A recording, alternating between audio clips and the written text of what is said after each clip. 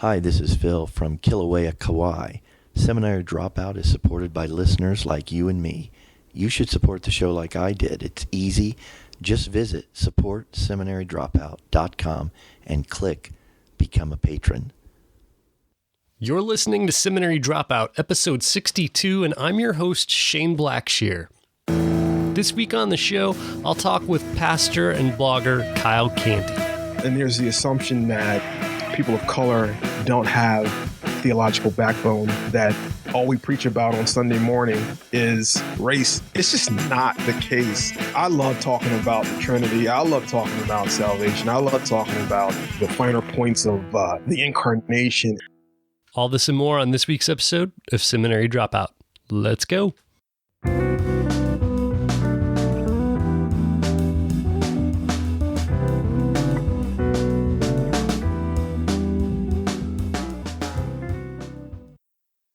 Before I introduce today's guest, I want to explain something for reasons that will become apparent later. A lot of you know, if you've been listening for a while, that I have launched a campaign to support this show. People are giving on a monthly basis, on a per episode basis to support the show. One of the goals that we had to reach was, I think it was $10 per episode. I think that was it. Anyway, the reward for reaching that goal was that I would be able to afford to send my guests microphones, and that would dramatically increase the quality of the show. Before that, I had my mic, which is a good mic, and usually the guest had maybe the built-in microphone in their laptop, which usually is not very good. So I started, what you're going to listen to today is the first interview where somebody actually had the microphone that I mailed them. Kyle had it. Now, there was something kind of went wrong, I guess, and there was a little bit of popping every now and then, and you're going to hear that in this interview. It's not enough to just throw away the interview because the interview was really good. I mean, this is a really valuable conversation, I think, because of the things that Kyle had to share. So I obviously didn't want to scrap it, but I do want to let you know ahead of time that I'm aware of the little sound issues in there. And I think that we could just think of this as kind of growing pains for the show. I hope it won't happen again, and I'm doing things to make sure it won't. But I just wanted to let you know ahead of time, there's certain parts where the audio could have been better, but because the cable that I sent Kyle probably had some kind of a short in it or something like that, you're going to hear some popping. I know it's in there. Just forgive this time, and we'll do better next time. Okay. Kyle Canty is a married father of 3. He works for Lifeway as the P2 Missions and World Changers City Representative for Philadelphia. He's also an assistant pastor at Great Commission Church located in Philadelphia. He holds a BS and MS degree from Cairn University and an MDiv from Biblical Theological Seminary, and is currently working on a DMin degree in urban missiology at Biblical Theological Seminary. As an aspiring blogger, he looks forward to writing more around the intersection of Christian theology, African American history, and the marginalized. Kyle, thanks so much for joining me on the show today. It's good to be here, Shane. Well, glad for the invite. Absolutely. You're a pastor in the Philadelphia area, and you are actually born and raised there in Philadelphia. Is that right? Yes. I was born in North Philadelphia. Those that are familiar with Philadelphia, you know that community, off 22nd and Allegheny, Hamburger Street. I was the 4th of 5. And so I grew up there, lived in Philadelphia all my life, with the exception of about a year and a half, where I lived in Louisville, Kentucky, and quickly made my way back, to Philadelphia, when I got a chance. Kyle, what was it like growing up in Philadelphia? Did you grow up in the church? Yes, I did. I was a PK. Okay. Dad was a pastor. And so, I mean, I look back, I had some great times. I had great parents. Parents are still alive. Great parents, married over 50 years. And so, growing up in North Philly and growing up in such a large household, and being a PK, it was fishbowl. And so I mean, I look back on that time. There was there's some great memories about the church and great memories about growing up in the church. And there was also some pain as a result of growing up within that fishbowl, that context. And I look back, it shaped who I am as a pastor, an assistant pastor at a church in Philadelphia. A lot of the things experienced as growing up, it just shapes who you are, how you approach things. And so I'm constantly pulling back the layers and remembering, wow, what it was like growing up, PK, small church, small Black Baptist church in South Philly, in the 80s. It was Philly in the 80s in a lot of neighborhoods was a really crazy time. But a lot of it has just shaped who I am today. I think I read somewhere that you had been a part of a multi-ethnic church in the past, but now you're the church where you serve at right now is a African American church. Is that right? That's correct. I would actually say I've attended a few multi-ethnic churches. Just a little background. Growing up, the church that I went to was a small, as I said, African American Baptist church in South Philly. When I had a chance to get away and go to college, I started to attend a church. It was actually a Calvary Chapel church out in towards Northeast Philadelphia, and that was multi-ethnic. But it's a very large church. I attended that church throughout my time in undergrad. And in addition to that time, I also my wife and I attended a multi-ethnic church when we lived down in Louisville, Kentucky. I was at Southern Seminary, and we attended two multi-ethnic churches, one very large church, and then there was another multi-ethnic church that was it was a unique experience for us. They welcomed us as family, and we were the only Blacks within the church. And it was one of the few instances that I can recall where I actually felt at home, somewhat being a minority. So that's kind of the experience that I've had in multi-ethnic churches. Do you know what it was about the DNA of that church that made them so welcoming? Well, thinking of Louisville, Kentucky, which to me was like it was another world. Coming from Philly, it was a whole nother world. It was as if, if this was the 90s in Philly, Louisville was like the 80s. It was just a different world. It was a different culture. And a lot of the people that attended this multi-ethnic church, they were transient. They didn't come up in Louisville. They kind of moved. They were airline pilots. They were kind of just moving through that particular context. And so a lot of them were from California. And so they were very accepting. When we walked in, there wasn't the collective gasp. There wasn't that. They seemed to welcome us, and I actually enjoyed that.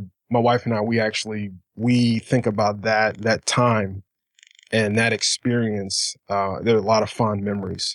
We grew close to a lot of the couples within that church, and it was different for us. It was really different for us.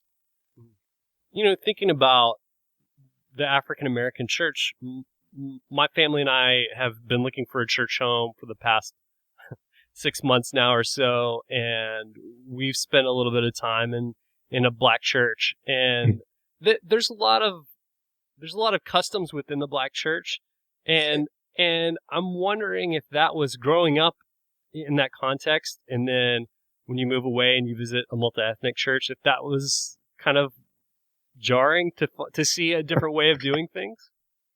Yes, it was. It was. I grew up in what could probably be said to be, it was very traditional. It was one of the most traditional churches that I've attended. I mean, it was, there was a certain way you did worship. I mean, the whole, right now, the church that I'm at now, we have a screen and a projector for words for the hymns and things, or worship songs. We don't even do hymns now.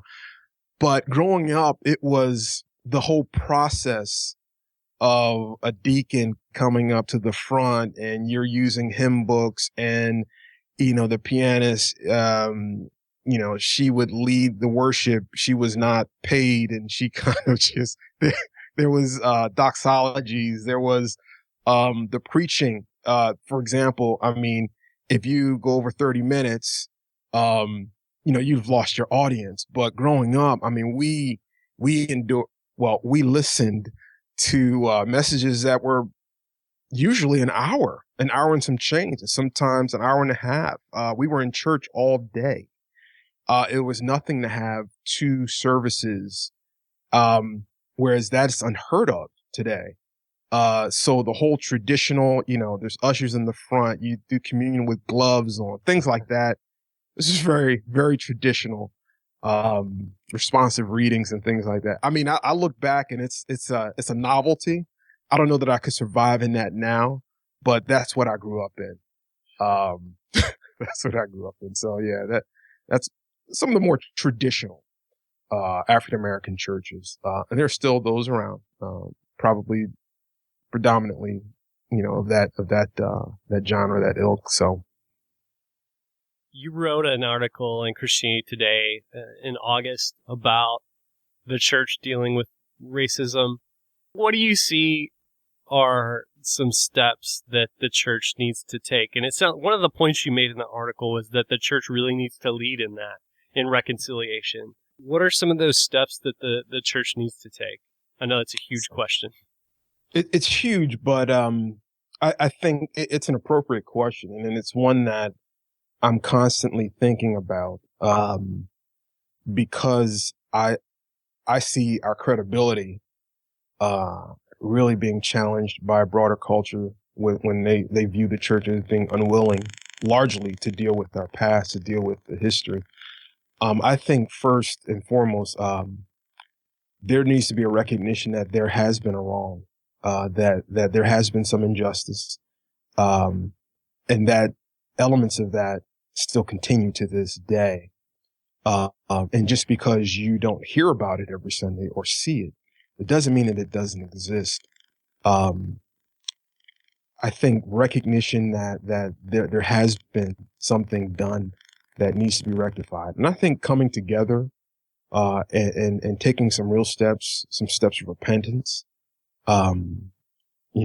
recognizing that if we're really going to make an impact in the U.S. and our cities, that we gain credibility as a Church of Christ by facing this issue, the race issue, of looking at each of our institutions, look at how we do things, look at our conferences, and really saying, you know what? Yeah, there is a disparity. There is some injustice here. Let's face it collectively and let's address it. Let's call it out when it shows up as sin. Not, those black folks are being overly sensitive, or here's a race issue again. No, there are some real issues that we need to deal with. And I think we gain credibility as a North American evangelical church when we address those things. I don't know that that's a comprehensive answer to your question. It's huge. It's a huge issue, but I think that facing it, and actually listening to folks that have been on the margins addressing these issues for generations, actually listening to them and saying, you know what they have to say is legitimate and it's real. Folks like John Perkins, Tom Skinner, Martin Luther King. I mean, I can go down the list, but there are many that have been addressing it. One of the things that you said in that Christianity Today article was that white people need to be the ones first to call out racism in their white friends, white family members.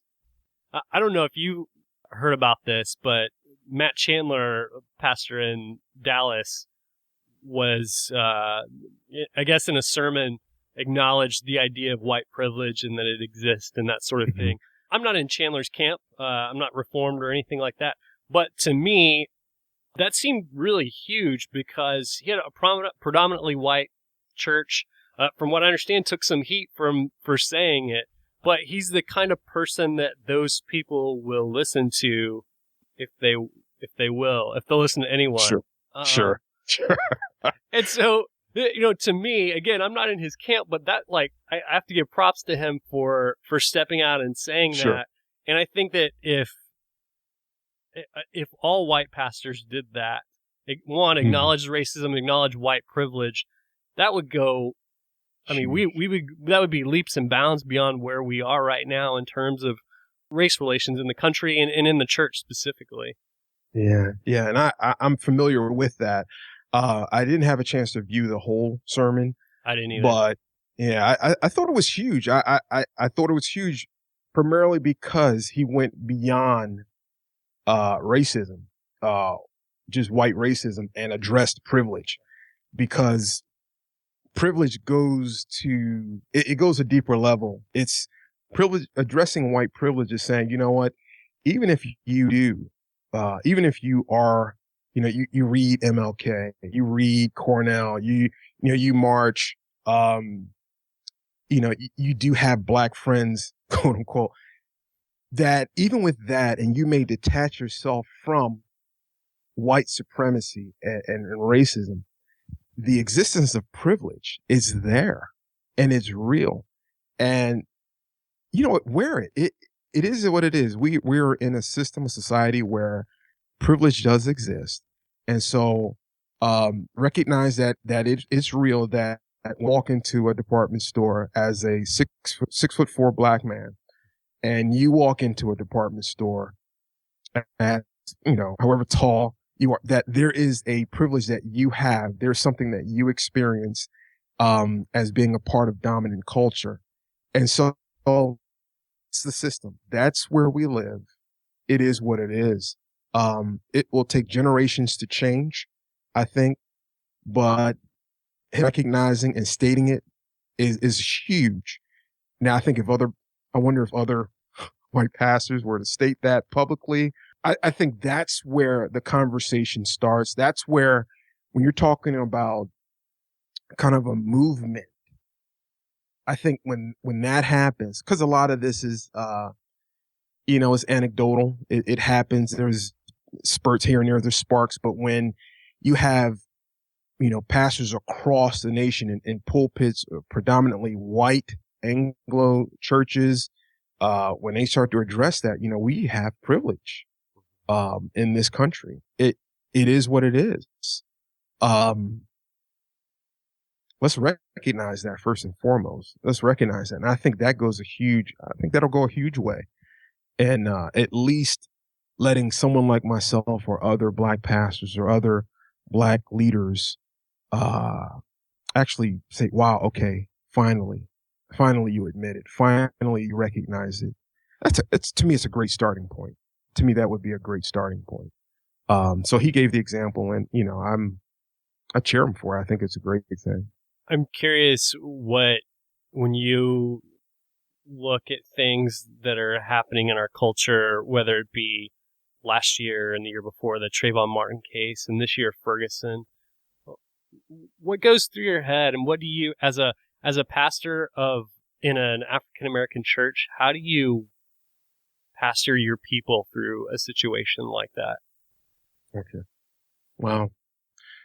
Well, I think first and foremost, recognizing, not ignoring it, is huge.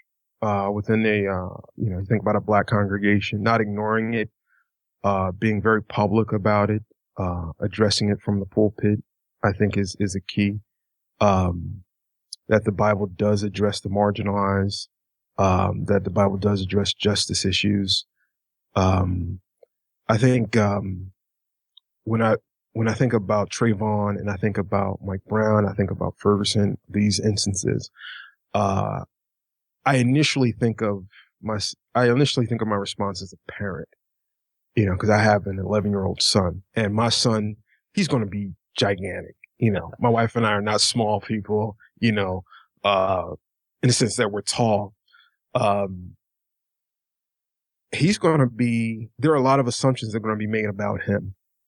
And so I know, as a father, I've got to train him how to behave in public, how to respond to authority, how to respond to police officers, So I have an obligation as a father to do that. And I think about, when I come across young men in my church, and there is this automatic response to authority that, there's this threat. There's a threat. And so how should you respond to the threat of authority and come home in one piece? I mean, that's real. Because there can be an instance where there's an assumption made about who they are, what they're doing, and they could feel a righteous indignation that there's an injustice being committed on them and on those they're with. They're doing nothing wrong. But if they respond in a way that raises the fears of those in authority with a weapon, then I'm burying. I've lost. So it's this dual thing. Like, we need to recognize that justice is important to God and important in our context, but we have to go home. I want my son to be able to come home. I want to enjoy him. I want him to go to college. I want him to experience all that life has for him, that God has for him. So I'm worried about him coming home. And likewise, my parents grew up in the South, in the segregated South. And so when they migrated to Philadelphia in the 50s and 60s, they knew what was possible. They saw those things. And so my mother would always warn me, if you come across a police officer, be respectful. She recognized that there could be an injustice. There could be something could happen to me where she's called down to the morgue and, ma'am, is this your son? So she recognized that could happen. And so she taught me how to behave, with authority. So there are times to protest and raise the volume on an issue. But I'm teaching him when is the best time. When is the best time to do it, and what is the proper venue to do it. That's so hard because it's kind of like you're saying, look, even if you're right, it doesn't matter if you're still dead in the street. Exactly. And what a great picture of white privilege, because that's not at all anything that I'll really have to teach my children or that my parents had to teach me. And Sure. We kind of have this idea as white people that, one, we're always going to be treated fairly. And if we're not, it will be worked out in the end, whether that's in the courts. Sure. And that's just not a privilege that people of color have had and are having in this country right now. Yeah, and that's huge. And I you bring that up as a trait of white privilege is being able to, that I would say that freedom, the freedom of moving within an institution, within a culture where pretty much if you're white male, you can go pretty much anywhere you want and say almost anything you want, without the threat of consequence. There are certain places that I choose not to go, simply because, there are times that I will not go into a department store because I just don't want to be bothered. I never feel comfortable walking to a Macy's or I just don't. There's this nervousness that is embedded. And I want to get out into open space because I don't want it ever to be said that that's him. That's him, officer. Yeah. And the assumption is, okay, that you are guilty until proven innocent. And I don't want to go through that process. And so it limits where I go, what I do. Of course I can go anywhere I want to go, but again, the baggage that comes with that, it is what it is.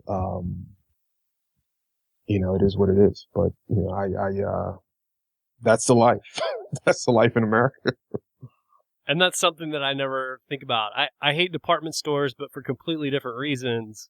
but that would be a very normal thing for someone who looks like me to do. I'm I'm really curious, Kyle. This is something that I really have wanted to ask you for a while, and that is the idea that there are like talking like race, like we are right now, is a Sure. really a good conversation to have. But I wonder sometimes if African American Christian leaders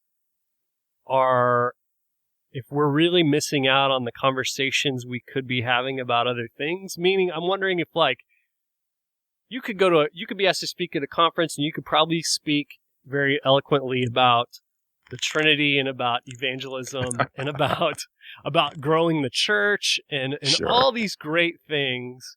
Wow. I wonder sometimes if we're having great conversations about race that need to be had, but we're missing out on what Kyle Canty thinks about evangelism and thinks about the church because for that reason. Sure.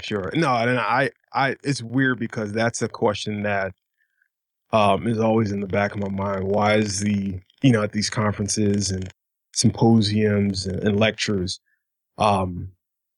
there's the assumption, if we're honest, there's the assumption that the one black guy, the token Sure. black guy that's on the panel is to address the race issue.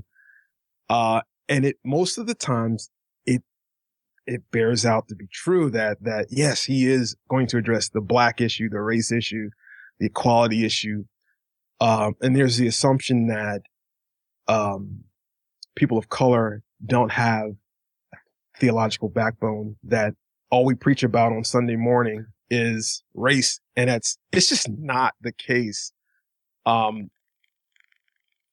I love talking about the Trinity. I love talking about salvation. I love talking about, the finer points of the incarnation and things like that. I mean, I've gone to Bible college, seminary, and working on my doctorate now.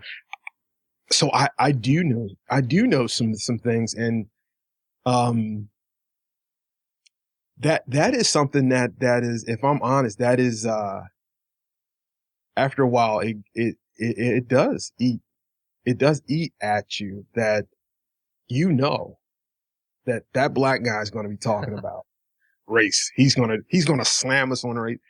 And I mean, I've been blessed to learn from many black theologians that I look up to. I've been able to read and learn and glean, and very rarely do we talk about race. And so there are tons of theologians out there, African American theologians, who have done the work, and I think could be used in a more effective way. Not to say that talking about race is not an effective, way, but I think, there needs to be other opportunities. And I think that's that whole table, we're invited to the table. First of all, we're not present a lot of times at that table. And then when we're invited to the table, is to address the race issue. Subsequent to that, do we really need you around? I'm hoping that changes. Why do you think, I mentioned my family and I have been looking for a church, and there's a very different list of things that we're looking for compared to the last time we were looking for a church several years ago. Mm-hmm. And one of the big things is diversity. And I've been really disheartened by the lack of multi-ethnic churches in my town. Mm-hmm. Why do you think that those are relatively few and far between in America today? Multi-ethnic churches? Yeah. That is a very good question. I guess racism is the obvious answer. Yeah. I mean, I think, and you know what? I actually would add to that. I think it's hard to do multi-ethnic. I think it's really tough to do because the cultures, I mean, that you can have, let's say you have a multi-ethnic church and you have its, let's say it goes beyond white and black, and it's Korean or Latino. each has a distinct culture. And so the question then becomes, because the church will have a culture. What culture is that? What culture will dominate? What culture will call the shots? And I'm sure there's some places out there that do that very well. But most of the time in multi-ethnic churches, from what I've observed, and I could be wrong, white culture becomes that dominant culture. There is no such thing as a blank slate. I just don't believe that there's such thing as a blank slate. And, where there is no culture, it exists. And so you pick, for lack of a better, you pick your poison. Okay. What is this going to be? I'm sure there are those who would disagree with me. But I just think that the work of crossing or creating cultural bridges is so difficult because you have to give up something. I can't have what I grew up in, what I described earlier, and it just invite white folk in and Korean folks in and Latino. They're going to look at that like, what is this? And they're not going to want it. So what do I give up so that I can create a bridge for my Korean brothers, my Latino brothers, my white brothers, so that we can all worship together? And it goes beyond just simply worshiping together. So it goes beyond, wow, that was a nice black spiritual. It goes beyond that. Beyond style. Exactly. It goes beyond style. It goes to, how do we make decisions? What is our focus? How do we minister? How do we fellowship? Things like that. And so how do we address when racial issues come up? Who addresses it? So I think it's a great thing. I think multi-ethnic churches are great. But I do believe that it's a lot more work than I think we give it, we think it is. I think it's a lot more work. Yeah. I've been very blessed in my life to develop a relationship with John Perkins. And, wow. Crazy. Huge. Yeah. And I think too, he wrote, or was interviewed for Christianity Today not too long ago about the Furguson situation. Yeah. Had a very powerful interview and, raised the question, what if there was one multi-ethnic church in Furguson that could come out and be an example for peace and reconciliation. Sure. And I wonder that about my town. If a Furguson situation happened here, I don't know that there would be a church that said, hey, look at the way we're doing this. We love each other and that sort of thing. And that's so sad to me. Sure. And that's, it's where I think if you had some leaders who are really committed to saying that we've covenanted, we're in covenant together to make this work. Thinking that, and I'm sure there's some places out there. I know of two that initially just come to mind where there is, leadership from the margins, that there isn't a white male leading, because it may sound, it says a lot. It says when white folks decide to go to a church that's pastored by a black man or a Korean or a Latino, it says a lot. That, you're willing to be the minority within that particular context.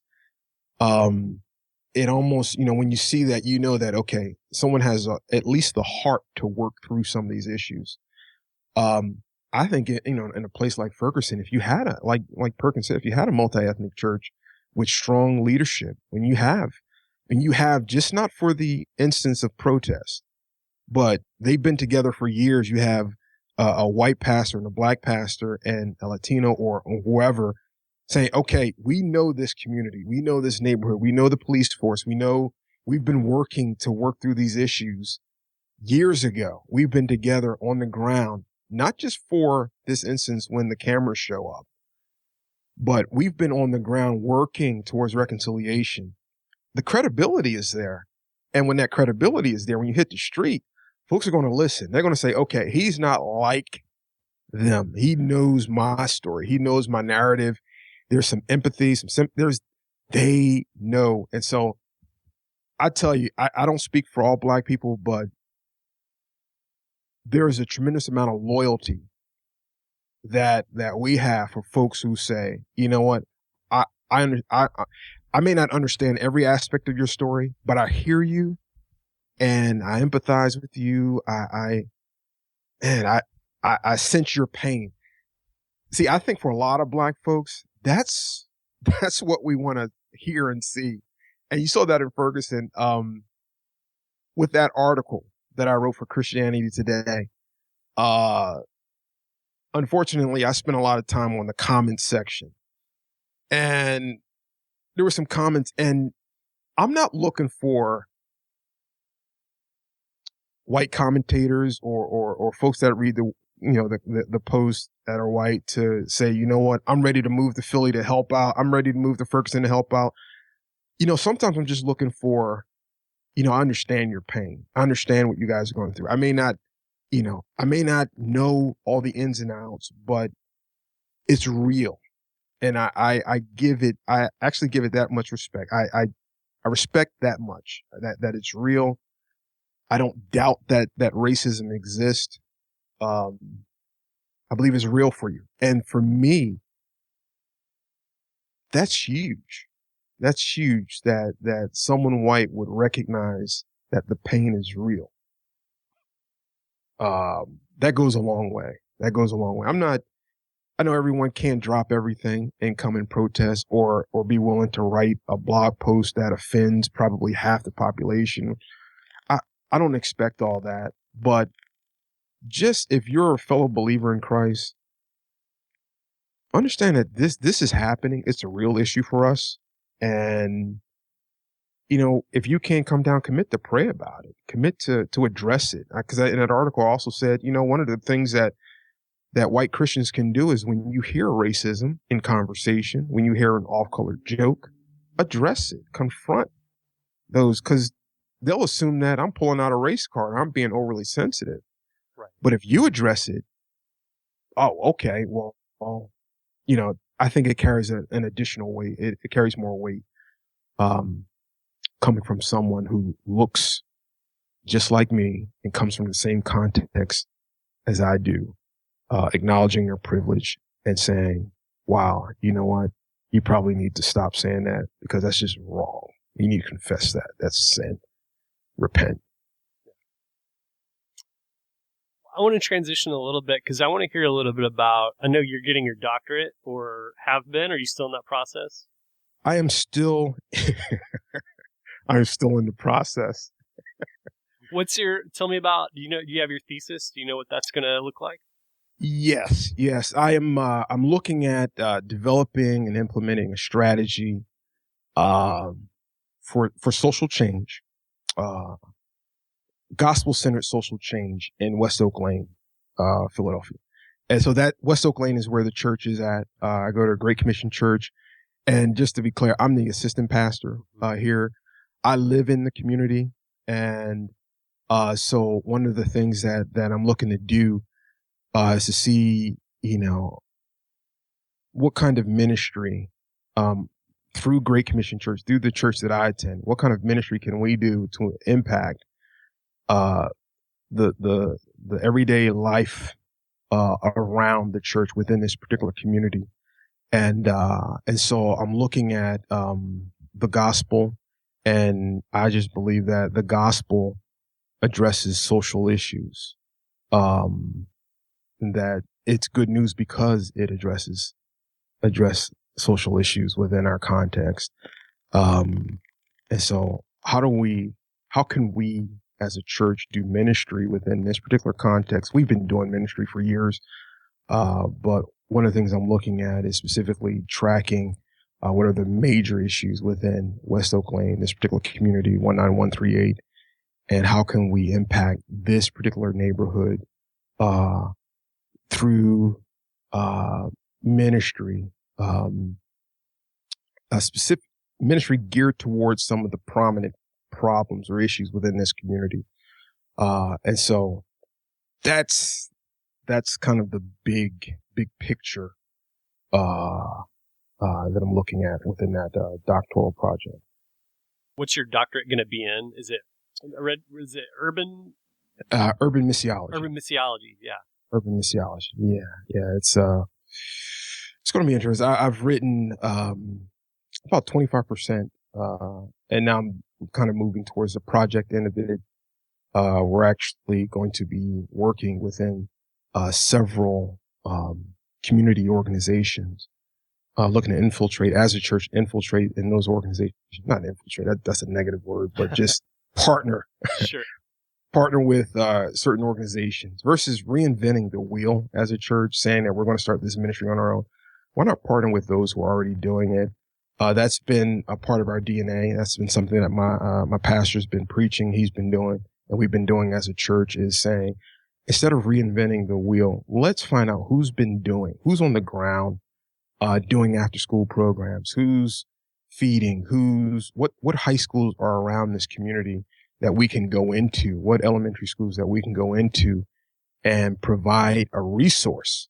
We're not a big church, so we can't, just give out money, but we have people that we can connect to these organizations and serve and love on the community and build relational bridges where we can share about Christ. We can share this good news. And I just believe that it's a both and. I don't believe in just handing out tracts or going out with the bullhorn or the sandwich sign and, you're going to hell. Let's love on this community and see what changes we can make. You've been blogging since 2012. Do you think you'll ever write a book? Man, I would love to. I would, I am always thinking, and I'm always constructing how to communicate through the media of blogs, of writing. I love it. Never been given a book deal or given a topic, but so I can't write yet. But one of the things I would love to do is write about history is a big thing for me. I love African American history. When I initially went to college, I was a American history major. African American history is huge, specifically how our faith developed out of slavery and how we view, how we worship, how we serve, what makes up Black life, in the presence of the church in Black life. And so that's something that I would love to write about, specifically because I grew up in a Southern Baptist church. And you think about it, it's almost like a contradiction, a Black Southern Baptist church. A denomination that was kind of born out of slavery, out of slave owners. Yes.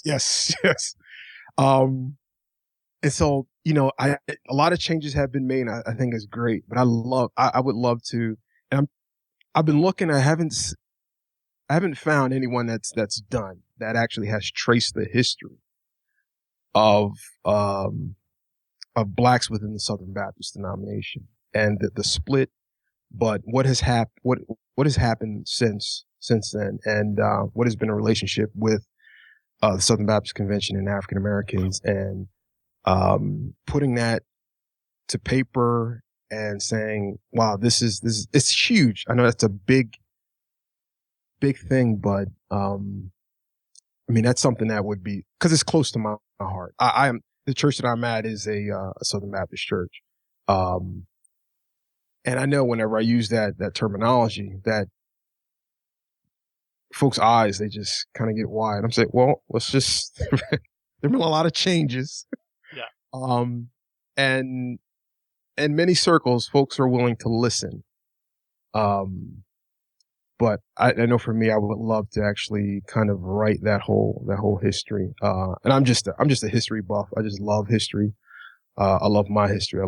Because it's something that, it's my connection. It's my connection to the past.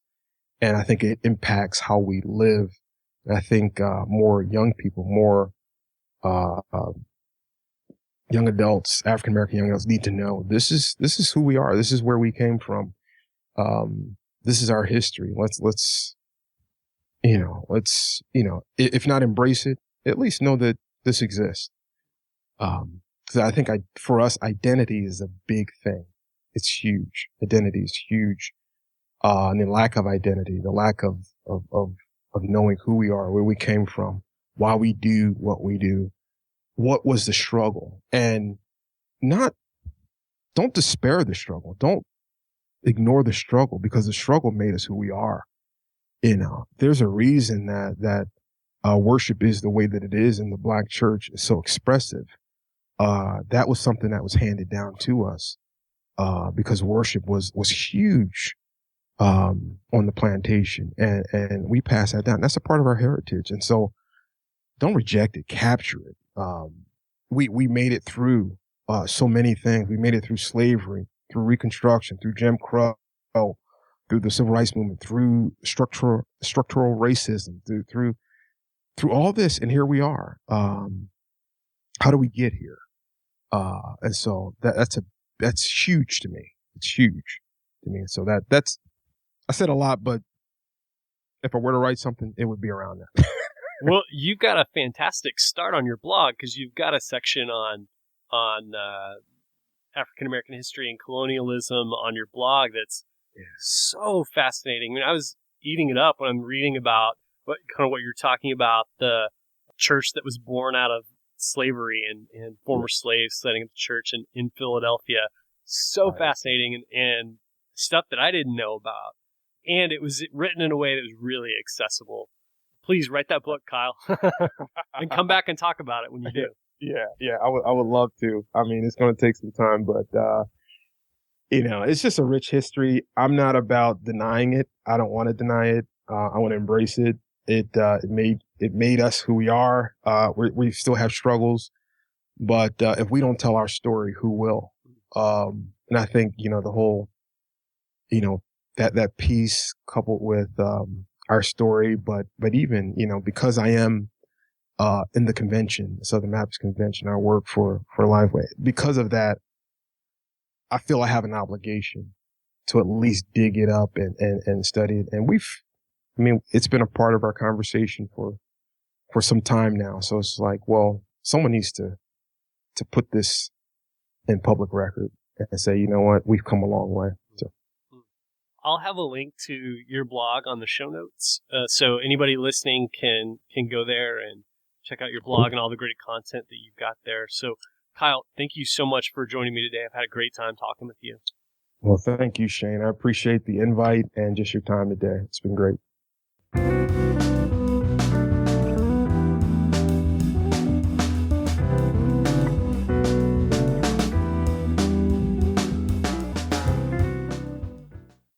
Hey everyone, you may remember that I have recently solicited from you some stories, and I still need them. Thank you for those who've already submitted them.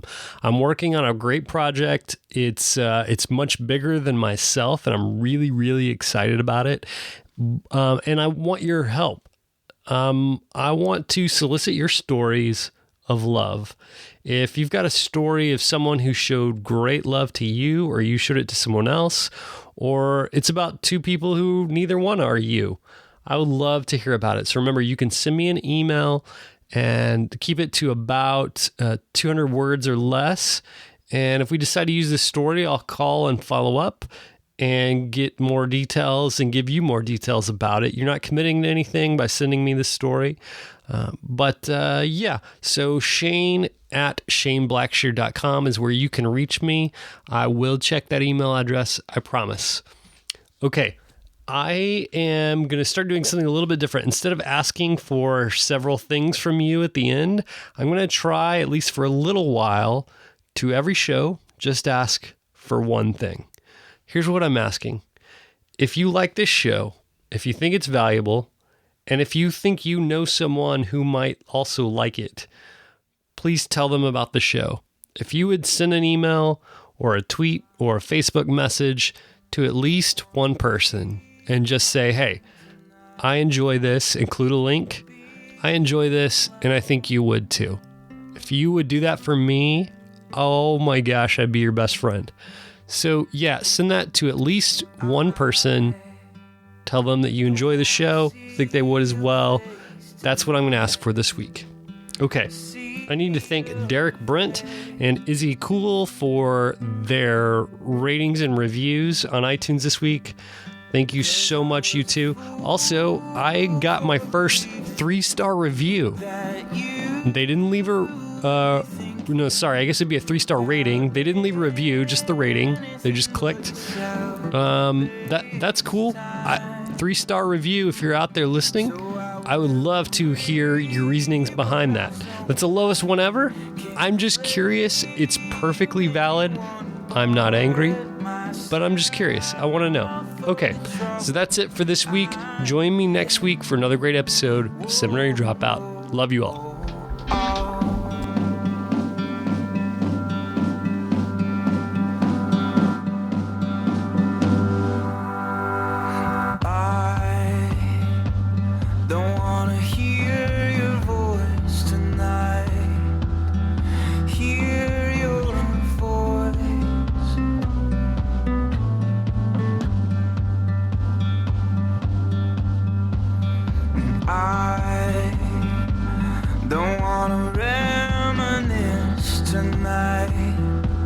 I know you think that's wrong and that you are right,